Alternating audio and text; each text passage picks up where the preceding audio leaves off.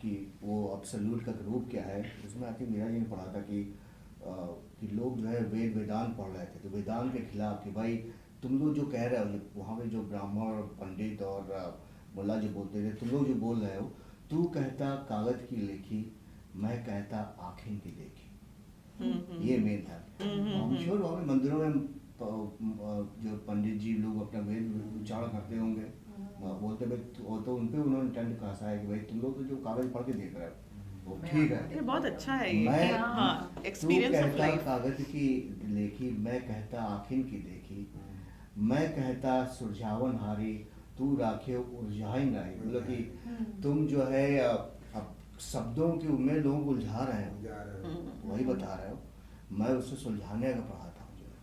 तो उन्होंने उनको बिल्कुल इस बात का वो नहीं, मैं पढ़ा लिखा नहीं हूँ, इसका यही फायदा, पढ़ने कोई ज़्यादा नहीं होता है। कबीर रेख सिंदूर की, काजल दिया न जाए। अब वो बोल रहे हैं कि भाई व्हाट आई फील, मेरा शरीर जो है जैसे सिंदूर, मांग जो है सिंदूर की बनी है, अब उसमें जो है काजल नहीं लगा सकते, तो मेरी बॉडी जो है ऐसी है कि कबीर रेख सिंदूर की, काजल दिया न जाए, नैनु रमैया रमे नहा दूजा कहाँ समय। मेरी आंखों में तो ईश्वर बसा हुआ है, वो ईश्वर ही बसेगा और उसमें कुछ आ ही नहीं सकता है। तो वो अपने कॉन्शियसनेस को डिस्क्राइब करने की कोशिश कर रहे हैं। और आई थिंक ये तो आपने पढ़ा था ना कि जल में कुंभ, कुंभ में जल है, जल है बाहर भीतर पानी, फूटा कुंभ जल जाए समाना, यह तथ्य गौर क्या नहीं। ये वो ट्राई कर रहे, कोशिश कर रहे बता रहे कि उस निराकार का रूप क्या है और हमारा उससे क्या रिलेशनशिप है। कि जैसे पानी में घड़ा है, तो पानी अगर ईश्वर है, मैं घड़ा हूँ, अंदर चले गए जो है, तो वी ऑल कम टुगेदर। और कई चीज़ों ने बताई अनप्रडिक्टेबिलिटी में, ये फोकस करने के लिए कि भाई देखो ये संसार अनित्य है, तुम्हारे आसपास सब कुछ जो इम्पोर्टेंट है परमानेंट है। कई सारे इनके दोहे और इनकी रचनाएं उसी पे हैं, जैसे कि ये तन काया कुंभ है, लिया फिरे था साथ, धक्का लागा फूलिगा कछु नाया। मतलब ये तुम्हारा जो ये शरीर है, ये कहाँ टाइप का है, देखिए तुम चल रहे हो, एक थोड़ा झटकाएगा घर से टूट जाएगा, मालूम ही नहीं चलेगा जो है। और इसमें दो चीज़ें, एक तो भाई कि वो मान के चल रहे हैं कि कुंभ जो घड़ा जो है तुमसे अलग है, तुम अपने घड़े को लेके चल रहे, अपने शरीर को ढो रहे हो, और ये कभी भी टूट सकता है। और पानी केरा बुदबुदा, अस मानुस की जाति, एक दिन छिप जाएगा जीव तारा पर भार। जैसे चंद्रमा आता है तो तारा छिप जाते हैं, वैसे ये जिंदगी भी जो है।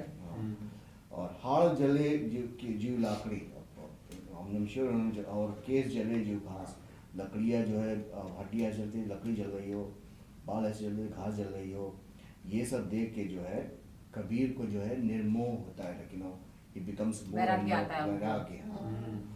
तो जो उगया सो अंत बे, फूलिया सो कुमलाई, जो उगा है उसका अंत होना ही है, यही विश्व का नियम है। ये मान के चलो, फूलिया सो कुमलाए, जो फूला है वो कुमलाएगा ही जो है, जो चिनिया सो ढही पड़े, जो आया सो जाए, जो आएगा तो जो जाएगा। तो आई थिंक ये इम्फेसाइज करते कि सोचो जो है कि लाइफ के बियॉन्ड भी सोचो कि ये जो भी तुम्हारे आसपास है वो अनित्य है, ये ख़त्म होने वाला है, इसके पार बहुत कुछ है। और इसमें कई चीज़ें उन्होंने जो इसी में उनके जो निर्गुण के भजन थे, उन भजनों में उन्होंने कई कई से अपने वैचारिक उसमें रखते हैं। जैसे एक भजन उनका हमको याद है, उसमें बोलते थे जो है, हमका उड़ावे चादरिया चलती बिरिया। तो आत्मा जो है वो कर रही है कि भाई मैं गया हूँ, अब जाते समय जो है लोग हमको चादर उड़ा रहे हैं। और फिर दिखाते, फिर बाहर लेके आए घर के बाहर, उसके घर बाहर आते साथ ही मेरा जितना सब बनाया था मंदिर घर वर सब छूट गया। फिर चार लोग जो है उनको एक उसमें डाल के जो है गले और ले जा रहे हैं। तो ये सब कल्पना में लिखते थे जस्ट टू एम्फेसाइज कि भाई देखो, इसको मनन करो, सोचो। और इसके बाद क्योंकि इतनी आसानी से जो है उस निराकार पे तो मन स्थिर नहीं होता है। तो ये उनका जो है ये इम्परमानेंस ऑफ लाइफ में बहुत ज़्यादा भी कुछ लिखा है जो है। और टू डू और नॉट टू डू में भी कई सारी चीज़ें हैं, जैसे कि फिर सबको बताते हुए कैसे रहना चाहिए, कैसे नहीं रहना चाहिए। उसमें एक दो एग्जांपल्स हैं, जैसे कि what to do how to live is जामड़ मरड़ विचार करी कूड़े काम निबाड़, जिन पंथु तो चालड़ा सोई पंथ सवार। इसका मतलब होता है कि जन्म और मरण का विचार करके बुरे कर्मों को छोड़ दिए और जिस मार्ग को छूने चल रहे हैं वो उसी मार्ग पे स्मरण करके हमेशा कंटिन्यूस चलते रहो। That's how to live, what to do. और साधु ऐसा चाहिए जैसा सुख सुखाए, ऐसा बनो कि भाई और कबीरा खड़ा बाजार में मांगे सम की खैर, ना कहूँ से दोस्ती ना कहूँ से बैर, how to live, how what to do. और कबीरा लहर समंद की मोती बिखरे आए, बगुला भेद न जानिए हंसा चुनी चुनी खाई। अगेन समुद्र में लहर आती, मोती आके बिखर जाते हैं बीच पे जो है। बगुला तो जो खड़ा हुआ मछली त्यास करता रहता है, लेकिन हंस आता है मोती चुन के चला जाता है। ऐसे ही तुमको रहना चाहिए इस संसार में। क्योंकि ऐसे ही ज्ञानी लोग जो हैं वो जो है ज्ञान को प्राप्त कर लेंगे, और जो एक जनरल साधारण मनुष्य है वो तो उसको पता ही नहीं लगेगा कि क्या ज्ञान है। एग्जैक्टली। तो how to live, what to do, इसके मोर इंस्ट्रक्शंस हैं। तन को जोगी सब करे, मन को बिरला कोई, सब सिद्धि सहजे पाइए, जे मन जोगी होए। मतलब शरीर में भगवे वस्त्र धारण करना सरल है। उस टाइम पे हमको लगता है सब भगवे वस्त्र धारण करते होंगे लोग जो है, पर मन को योगी बनाना बिरला ही व्यक्तित्व का काम है। तो वैसा ही तुम करो। और नॉट टू डू में कई चीज़ें बताई हुई हैं। पोथी पोथी जल हुआ पंडित भयानक। तो हम श्योर जो वेद वेदांत पढ़ते उनको ये बोला गया ठीक है यार, लेकिन को प्रेम जो है, प्रेम को उन्होंने पहला उनका जो सूफी से पढ़ा हुए थे, that is the first thing we need. और मूरख संग न कीजिए लोहा जन तिराई, कदली साफ भावनक मुख एक बूंद तेव भाई। यहाँ पे संगत का भी असर बताया। मूर्ख संगत को अपने जो है शुद्ध रखो, मूर्ख का साथ मत करो। मूर्ख लोहे के समान है, जल में तैर नहीं जाता है। और जैसे कि आकाश से एक बूंद केले के पत्ते पर गिरकर, कपूर सीप के अंदर गिरकर, मोती और सांप के मुख में गिरकर विष बन जाती है, और कोई वही सीप के अंदर वही कपूर वही मोती। इसका एक और भी है, कदली सीप भुजंग मुख स्वाति एक गुण तीन, जैसी संगति राखी है तैसो ही फल। ये भी कबीर का ही हो सकता है। श्योर इन्होंने अपनी बात तीनों कई चीजें रखा है कि संगत कैसे अपने हमेशा सत्संग करने पे जोर दिया हुआ है। अब गुरु पे बहुत और बहुत माला फेरत जग भैया, ये तो आंटी जी बताया था किया ना मन का फेर भैया, ये अपना जो कर रहा है उसको थोड़ा चेंज करो अपना एटीट्यूड जो है। और कबीर तहाँ न जाइए जहाँ जो कुल को हेत। अब ये बोले क्या नहीं करना चाहिए, कबीर बोले वहाँ मत जाओ जहाँ पे पूर्व तुम्हारे कुटुंब के बारे में ज़्यादा चर्चा होती है, क्योंकि वहाँ पे तुम्हारे साहित्य के महत्व कोई नहीं देगा, सब तुम्हारे पिता का नाम लेंगे, तुम्हारी जाति का नाम लेंगे। तो उन्होंने सीधा ऐसा बोला व्हाट टू डू, व्हाट जाति न पूछो साधु की, पूछ लीजिए ज्ञान, मोल करो तलवार का पड़े ज्ञान। जाति पे कितना बड़ा बैंक किया उन्होंने जो है कि भैया वहाँ पे उसको तो तुम व्हाट नॉट टू डू। से परे थे वो। सेकंड का क्या मतलब है? मतलब कि अगर तलवार अगर म्यान में पड़ी है तो तुम म्यान के भाव नहीं तलवार के बोले वो कितनी तेज है। म्यान की कोई वैल्यू नहीं, म्यान जो केस है उसका तलवार। जो इन्होंने कहा था ना कि जो कब पैदा हुए थे कब मरे, उससे क्या करना है, उन्होंने क्या कहा था? तो वो so what not to do, I think he went to a very detailed level कि कैसे रहना चाहिए, क्या करना चाहिए। और अगर उनकी वो जो बीरा जी आपने भेजा था जो है वो तो दैट्स विशुद्ध मार्ग बताते हैं कि कैसे जो है प्रैक्टिकल प्राणायाम वगैरह के बारे में, जो आपने भेजा था ना, क्या बोलते हैं जीनी रे चदरिया। तो उसमें अब ये मैं अनूप जलोटा का पर तो उसमें देखिए काहे का ताना काहे की भरनी, ताना जो है वो भरनी और कौन तार से भी नहीं चलेगी, इसका जवाब भी दे रही हैं। ईड़ा पिंगला जो है योग में हम लोग के वेद उसमें योग साधना में ईड़ा पिंगला दो नर्व्स होती हैं, जो मृदंड के दोनों तरफ चलती हैं। Yeah, he was knowledgeable about yoga also. That's what I'm saying, you know. क्या नहीं आता काहे का ताना काहे भरनी, तो बोले ईड़ा पिंगला ताना भरनी, ईड़ा ताना पिंगला भरनी है। ये नाड़ियाँ सुषुम्ना तार मतलब स्पाइनल कार्ड, सुषुम्ना तार सुबह जो है वो तार है, उसी से मैं लगातार योग साधना कर रहा हूँ। तो ये मतलब शुद्ध योग की बात करते हैं। तो आई एम श्योर कि जब वो लोग बैठते होंगे जो है उनके डिसाइपल जो भी हैं और ये रामानंद के साथ बैठते होंगे योग साधना कर रहे होंगे। तभी इनको ईड़ा पिंगला नाड़ी का नॉलेज है, पूरा ज्ञान था। स्पाइनल कार्ड का मालूम है कैसे योग साधना करनी है। नहीं लेकिन ये तो पता ही होगा ना, सबको ही पता है स्पाइनल कॉर्ड है। और रिलीजन बनाने की कोशिश की गई थी क्या बाद में कि भाई मैं कबीरपंथी हूँ, तुम हिंदू हो, तुम मुसलमान हो? नहीं, उसी टाइम के हिंदू मुसलमान दोनों को क्रिटिसाइज इन्होंने दोनों को क्रिटिसाइज दोनों को खराब किया। क्रिटिसाइज किया। अब अब आप ह्यूमैनिटी ठीक कह रहे हैं कि अब दोनों जो को है। क्रिटिसाइज किया, हाँ। लेकिन उन्होंने एक कबीर पंथ हम्म। की भी कहीं ना कहीं पर ये था कि एक कबीर पंथी हो जो कि दोनों न इसका हो न उसका हो। तो बीच का मतलब हो। पूरा नहीं, लेकिन किसी ने ह्यूमैनिटी को हाँ, एक्सेप्ट करे, ना कि हाँ। धर्म के अगेंस्ट थे, हाँ, धर्म लेकिन के against। ह्यूमैनिटी मनुष्यता जो होती है Exactly। उसको करो। तो जो भी इस विचारधारा से समर्पित होगा, समर्पित नहीं मतलब एग्री करेगा, हाँ, स्वीकार करेगा, समर्थक उसे- होगा, हाँ। समर्थक हो। हाँ, समर्थक होगा, तो वो कबीरपंथी हो गया एक तरह से। नहीं, कि ये जो कि क्या है? मान रहा है कि ना हाँ कबीर बोल रहे हैं वो एकदम सही बोल रहा है, कबीर मेरे गुरु हैं, मैं मानती हूँ। तो मैंने ये सुना जैसे कि एक लोग बोल रहे थे भाई मैं कबीरपंथी हूँ, I don't follow Muslim but I am Kabirpanthi. और ऐसा हमने सुना है कि कोई हिंदू या मुस्लिम बोला भाई यार वो लोग वो हिंदू मुस्लिम नहीं है, हाँ। वो कबीरपंथी है। कबीर हाँ, नहीं है। और रिलीजन है, हम हमारा उससे कोई सरोकार नहीं है, इस तरह की भावना भी आने लगी है I guess, कि ऐसा सुना है? हाँ he is right, Kabirpanthi is a Hindu बोलेंगे भाई ये हिंदू नहीं है तो कबीरपंथी है।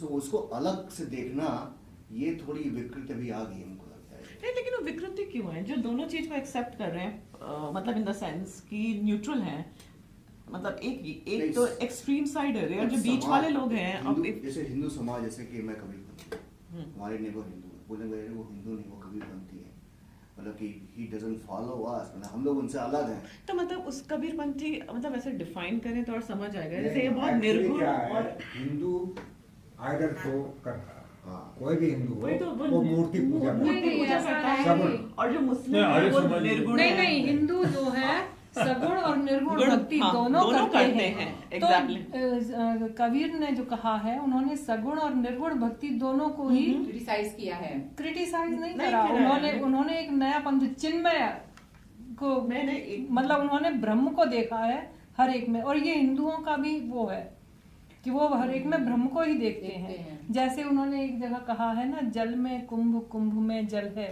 बाहर भीतर पानी, फूटा कुंभ क्या है समथिंग ऐसे।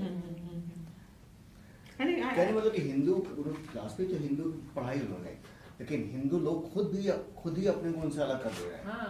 ये कहने मतलब है भाई कि भाई तुम तो यार कबीरपंथी हो, तुम हिंदू नहीं हो, जबकि कबीर ने तो वही चीज पढ़ाई जो हिंदू निराकार जो उनको जो मेन हम लोग फिलॉसफी है। पर धर्म के अलावा उन्होंने फिलोसॉफिकल उन्होंने अद्वैतवाद जो है नहीं, वेदांत को माना है। कहने मतलब कि उन्होंने धर्म का तो नाम ही नहीं लिया, ज्यादा धर्म चलाना चाहता, वो तो एक जन सामान्य को शिक्षा उन्होंने देने तो एक हर उनका धर्म की जो दोहा विकल्प मेरी हाई चीजें थी स्कूल उनको की क्रिटिसाइज किताब किया है। लेकिन आप वो मैं है कि बताऊं, जैसे सुनिए। वेदांत को माना हाँ, है, जरा एक कहीं मिनट मैंने ये सुनिए। पढ़ा जरा कि देखो। उन्होंने उनका व्यू ये था कि वेदों से ही सबसे बड़ा नुकसान हुआ। हाँ। ये कहाँ ये तो नहीं कहा उन्होंने। कहीं पर पढ़ा था वो तो अनपढ़ थे तो वेद क्यों पढ़ेंगे वो कैसे कर सकते हैं कि पढ़ेंगे? जैसे तुलसीदास वेदों की बहुत दुहाई करते हैं, लेकिन वेद नहीं पढ़े लिखे थे वो। भाई पढ़े लिखे भले ही ना हो, क्रिटिसाइज करने में क्या जाता है। नहीं नहीं, उन्होंने वेदों को देखो जग गौराना, गौराना का क्या पागल। पागल। हाँ ठीक कहा। साधो देखो जग गौराना, सांची कही तो मारन थावे, झूठे जग पतियाना। हम हिंदू कहत राम हमारा, मुसलमान रहमाना, आपस में दो लड़े मरत हैं, मरम कोई नहीं जाना। बहुत मली मोहा नेमी धर्मी परात करे, आत्म छाड़ी पशाने पूजे, तनिका थोथा जाना। पशाने आई थिंक पत्थर को कहते थे। आसन मारा ढबित धरा बैठे, मन में बहुत गुमाना, पीपर पाथर पूजन लागे, तीरथ परत फुलाना।